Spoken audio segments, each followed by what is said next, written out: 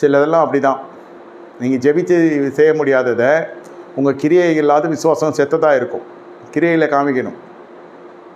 சரி, பரவாயில்ல. திரும்பி ஆண்டவர் தேடி போகிறார்.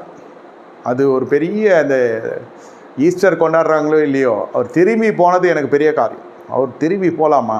முதல்ல வந்தார், குழந்தையாக பிறந்தார், வளர்ந்தார், என்னென்னமோ அற்புதம்லாம் செஞ்சு காமிச்சார். சிலுவைக்கு பிறகு திரும்புவாங்களே யாருன்னா? இவ்வளோ அவமானத்துக்கு பிறகு நம்ம நிற்போமா? பவுல் அதை தான் செஞ்சார். நாங்கள் இங்கே தான் இருக்கிறோம் என்று சொன்னதுக்கும் இயேசு திரும்பி வந்ததுக்கும் பெரிய வித்தியாசம் இல்லை. சீடர்கள்லாம் அப்படின்னா அவங்களுக்கு அவ்வளோ தெரியாது.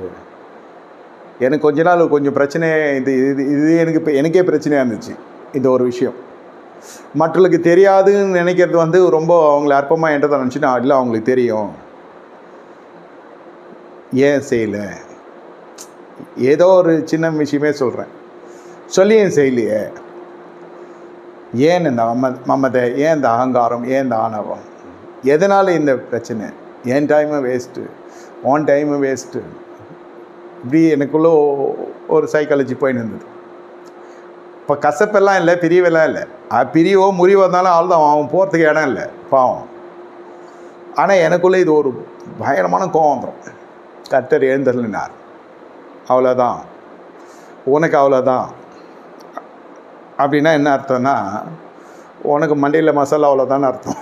எனக்கு சொல்கிறேன், அவன் கல்வி தகுதி வேறு, பின்னணி வேறு, செய் தொழில் வேறு, நீ எல்லாம் வேறு லெவல்லேருந்து பேசினா அவனுக்கு போய் சேரக்கூட சேராது. அவன் அப்படித்தான், நீ புரிந்து கொள்ளணும். அவன் புரிந்து கொள்ளணும் நான் நினைப்பேன். எதிர் முனையில் இருக்கிறவங்க புரிந்து கொள்ளணும் நான் நினச்சேன். கர்த்தர் என்ன நடத்தின விதம் சொல்ல, பரிசுத்தாவினுடைய கிரியை சொல்கிறேன்.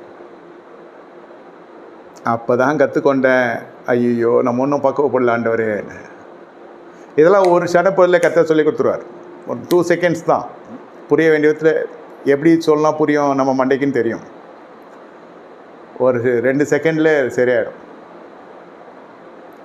இதெல்லாம் மாம்ச ரீதியான காரியங்கள். போதகனாக இருக்கிறதுனால நான் ஜெயிச்சிட்டேன்னு சொல்ல முடியாது. ஜெயிக்கணுன்றது தான் கர்த்தருடைய எண்ணம், தோற்றுறக்கூடாதுன்னு.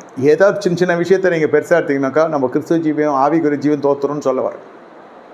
கர்த்தர் வாசலை திறக்க வல்லவர், ஆனால் போலியே. ஏன் போல? அவன் செத்துருவான். ஐயா, யார் செத்துருவான்? மாமனா, மச்சானா, அங்காளியோ பங்காளியோ சொந்தமா, நம்மளை போட்டு அடித்தவன். இருந்தாலும் ஒரு ஆத்துமா ரட்சிக்கப்படுறதுக்கு நான் என்ன செய்வேன்னு அவன் இந்த பவுலுடைய செய்கையை பார்த்தே அவன் தொடப்பட்டான்.